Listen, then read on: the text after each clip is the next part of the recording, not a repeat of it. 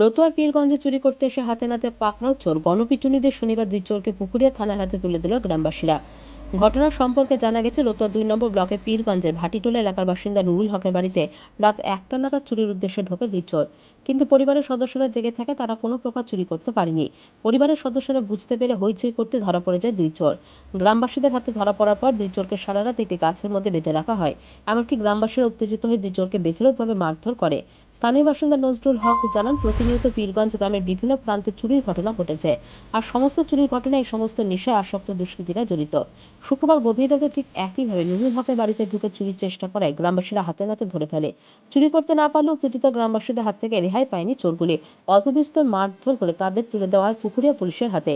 পুকুরিয়া থানার ওসি গৌতম চৌধুরী জানান, গ্রামবাসীদের অভিযোগের ভিত্তিতে ধৃত দুই দুষ্কৃতীর বিরুদ্ধে মামলা শুরু করা হয়েছে। ধৃতদের বিরুদ্ধে এর আগেও এই ধরনের মামলা হয়েছে, এমনকি জেলও খেটেছে তারা। আমাদের পীরগঞ্জ অঞ্চলের একটা গ্রামে দীর্ঘদিন থেকে চোরটা চুরি করতে ধরা পড়ছিল, মার খেয়েছে, কত দিন সব কিছু হয়েছে। আজকে এখানে গ্রামবাসী ধরেছিল রাত্রে অনেক মায়ের কিছু হয়েছে। তারপর শুনতে পেলাম 8টার সময় আসলাম, এখানে এসে মায়েরটা থামালাম, প্রশাসনকে ডেকে প্রশাসনের হাতে তুলে দিলাম। প্রশাসন নিয়ে গেল। কয়জন ছিল তারা? 2 জন ছিল। তারা কোনো কিছু চুরি করেছে না? মোটর সাইকেল চুরি করতে ঢুকেছিল, চুরি করতে পারেনি, মোটর সাইকেল বেঁচে গেছে। কার বাড়ি থেকে ঢুকেছে? নুরুল হকের বাড়িতে, উত্তরগঞ্জ ভাটিটোলা গ্রাম, নুরুল হকের বাড়িতে ঢুকেছিল। কয়জন ছিল তারা? 2 জন ছিল। তাদের কি প্রশাসনের হাতে তুলে দিলেন? প্রশাসনের হাতে তুলে দিলাম।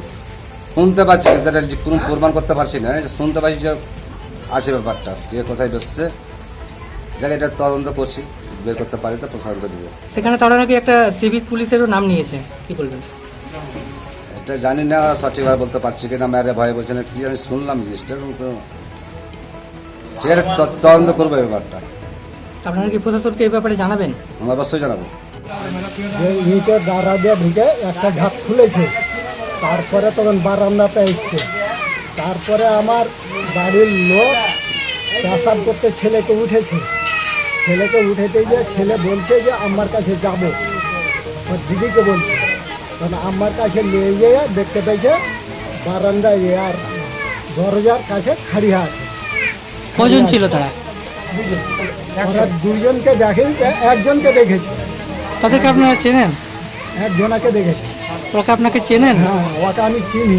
মানে গ্রামেরই নাকি? হ্যাঁ, গ্রামেরই। তারা কিছু চুরি করতে পেরেছে? না, কিছু শুরু করতে পারিনি। তাইলে বহু বেটি বার হইলে করতে কিছুটা এরকম মানে চুরির উদ্দেশ্যে ওরা এসেছিল নাকি? হ্যাঁ, চুরির ওরকমই এসেছে। আপনারা কি করলেন? আপনারা কি করলেন?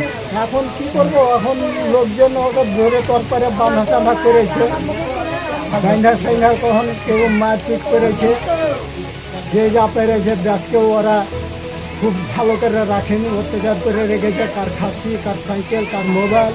মানে এর আগেও চুরি করেছে? হ্যাঁ, রাস্তাতে টিওল গালা আছে, তারাও ওগুলোও কিন্তু চুরি করে খেয়েছে।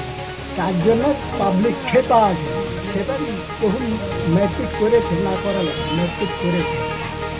Bureau news Bangla Times.